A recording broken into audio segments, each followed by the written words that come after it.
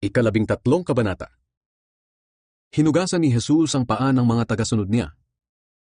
Bago sumapit ang pista ng paglampas ng anghel, alam ni Jesus na dumating na ang panahon ng pag-alis niya sa mundong ito upang bumalik sa Ama. Mahal na mahal niya ang kanyang mga tagasunod dito sa mundo, at ipinakita niya ang kanyang pagmamahal sa kanila hanggang sa katapusan. Nang gabing iyon, naghapunan si Jesus kasama ang mga tagasunod niya. Inudyukan na ni Satanas si Judas Iscariote na anak ni Simon na traidorin si Jesus. Alam ni Jesus na ang lahat ng kapangyarihan ay ibinigay sa kaniya ng Ama, at alam din niyang galing siya sa Diyos at babalik din sa Diyos. Tumayo si Jesus habang naghahapunan sila. Hinubad niya ang kanyang damit panlabas at nagbigkis ng tuwalya sa baywang niya. Pagkatapos nagbuhos siya ng tubig sa isang planggana at sinimulang hugasan ang paa ng mga tagasunod niya at pinunasan ng tuwalyang nakabigkis sa kanya. Paglapit niya kay Simon Pedro, sinabi nito, "Panginoon, huhugasan niyo po ba ang mga paa ko?" Sumagot si Jesus, "Hindi mo naiintindihan ang ginagawa ko ngayon, pero maiintindihan mo rin sa bandang huli." Sinabi ni Pedro sa kanya, "Hindi pwedeng kayo ang maghugas ng mga paa ko." Sumagot si Jesus, "Kung ayaw mong hugasan ko ang paa mo, wala kang kaugnayan sa akin." Kaya sinabi ni Simon Pedro, "Kung ganoon, Panginoon, hindi lang po ang mga paa ko ang hugasan niyo, kundi pati na rin ang mga kamay at ulo ko." Pero sinabi ni Jesus sa kanya, "Ang naligo na ay malinis na ang buong katawan, kaya hindi na siya kailangang hugasan pa, maliban sa mga paa niya. Malinis na nga kayo, pero hindi kayong lahat." Sinabi ni Jesus na hindi lahat sila ay malinis dahil alam niya kung sino ang magtatraidor sa kanya.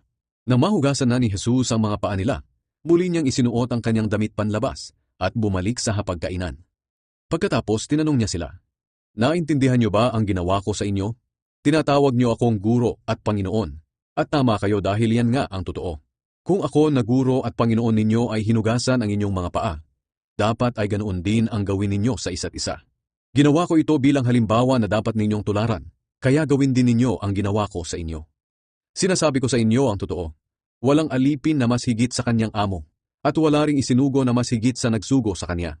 Ngayong alam nyo na ang mga bagay na ito, mapalad kayo kung gagawin nyo ang mga ito. Hindi ko sinasabing mapalad kayong lahat, dahil kilala ko ang mga pinili ko. Pero kailangang matupad ang sinasabi sa kasulatan na trinaydor ako nang nakisalo sa akin sa pagkain.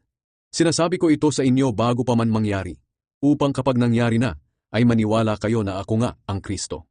Sinasabi ko sa inyo ang totoo, ang tumatanggap sa mga taong isinugo ko ay tumatanggap sa akin, at ang tumatanggap sa akin ay tumatanggap sa nagsugo sa akin."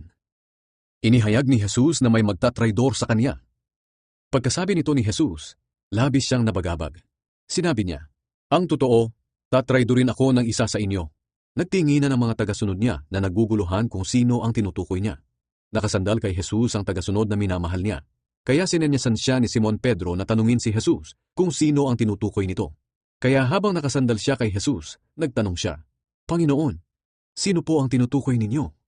Sumagot si Jesus, "Kung sino ang bibigyan ko ng tinapay na isinawsaw ko, siya iyon." Kaya kumuha si Jesus ng tinapay, at matapos isawsaw ay ibinigay kay Judas na anak ni Simon Iscariote. Nang matanggap ni Judas ang tinapay, pumasok sa kanya si Satanas. Sinabi ni Jesus sa kanya, "Gawin mo na agad ang gagawin mo." Hindi naintindihan ng mga kasalo sa hapunan kung bakit sinabi iyon ni Jesus.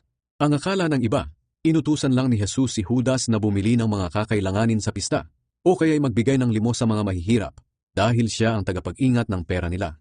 Pagkakain ni Judas ng tinapay, agad siyang umalis. Gabi na noon. Ang bagong utos. Nang makaalis na si Judas, sinabi ni Jesus, "Ako na anak ng tao ay pararangalan na, at sa pamamagitan ko'y pararangalan din ang Diyos. At kung sa pamamagitan ko'y pararangalan ng Diyos, ihahayag din ng Diyos ang aking karangalan, at gagawin niya ito kaagad. Mga anak, sandali na lang ninyo akong makakasama. Hahanapin ninyo ako, pero gaya ng sinabi ko sa mga pinuno ng mga Hudyo, hindi kayo makakapunta sa pupuntahan ko.